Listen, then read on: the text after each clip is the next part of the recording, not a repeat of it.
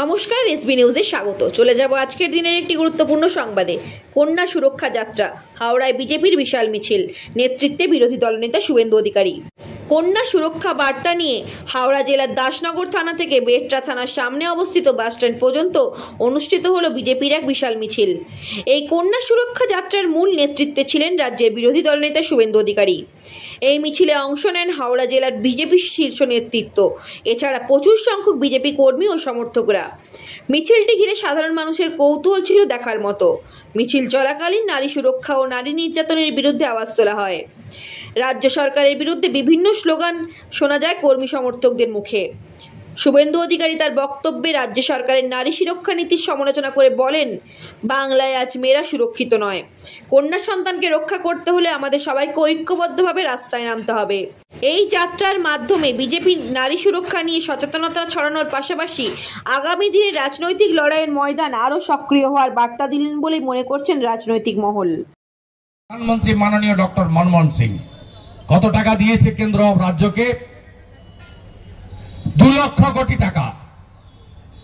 2014 থেকে 24 10 বছর নরেন্দ্র মোদীজির সরকার কত টাকা দিয়েছে পশ্চিমবঙ্গকে? 8,65,000 কোটি টাকা। বলেন আবাস আবাস আবাস চুরি করে খেয়ে ফেলেছেন। আপনার ভাইপো কোথায় ছিল 11-র আগে? হদ কাটবো আমরা, কই খাবে আপনার ভাইপো? 11-র পরে তুলে নিয়ে এসছেন দিল্লি থেকে। সবচেয়ে বড় ডাকাত, সবচেয়ে বড় ডাকাত।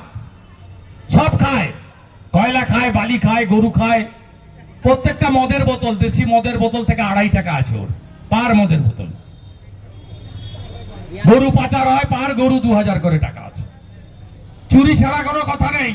শুনুন, আবাস কেন্দ্রের কংগ্রেসের সরকার 4,665 কোটি টাকা দিয়েছে আইএওয়াই ইন্দিরা আবাস যোজনা 10 বছরে। 4 থেকে 14, 14 থেকে 23 আবাসে নরেন্দ্র মোদীজি 40 লক্ষ ইউনিট 30,000 কোটি টাকা দিয়েছে। তারপরে বলবেন বড় বড় কথা। মানরেগা, ইউপিএ 1, ইউপিএ 2 14,000 কোটি দিয়েছে। নরেন্দ্র মোদী 54,610 কোটি টাকা দিয়েছেন। আপনি চুরি করে ফাঁক করবেন, আপনার লোকেরা পুরা বিড়িকে নিভিয়ে নিভিয়ে খেত, এখন পিছনে তুলো লাগানো সিগারেট ছাড়া খান না। আপনাদের লোকেদের ফাটা পায়জামা রিপু করে পড়তো, এখন গরদের পায়জামা পাঞ্জাবি পরে ঘুরে বেড়াচ্ছেন।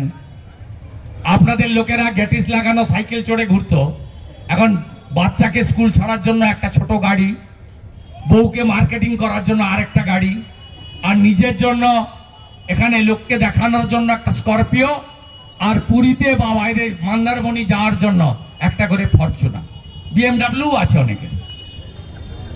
গোটা হাওড়া 2,500 বেআইনি বাড়ি করেছে, 2,000 পুকুর বুঝিয়েছে, 60% এলাকা জলের তলায়। এই যে দোকানদার বন্ধুরা মাঝে মাঝে কান পাচ্ছেন, মাঝে মাঝে ব্যবসা করছেন, মমতা আসার আগে ট্রেড লাইসেন্সের ফি কত ছিল? 500 টাকা যদি ছিল, এখন 20,000 করে নেয়। হ্যাঁ কি না বলুন? হোল্ডিং ট্যাক্স কত ছিল? 700 টাকা যদি ছিল, এখন 7,000 টাকা হয়েছে। হ্যাঁ কি না বলুন? উত্তর দিন। সিএসসি মনোপলি বিজনেস 2011 2 টাকা 80 পয়সা ছিল ইলেকট্রিকের ইউনিট। আপনার দোকান হচ্ছে কমার্শিয়াল 12 টাকা ইউনিট, বাড়ি হচ্ছে ডোমেস্টিক 8 টাকা ইউনিট, আর লেদ মেশিন ছোট ছোট দোকান কারখানা ইন্ডাস্ট্রিয়াল 14 টাকা ইউনিট। হ্যাঁ কি না বলুন?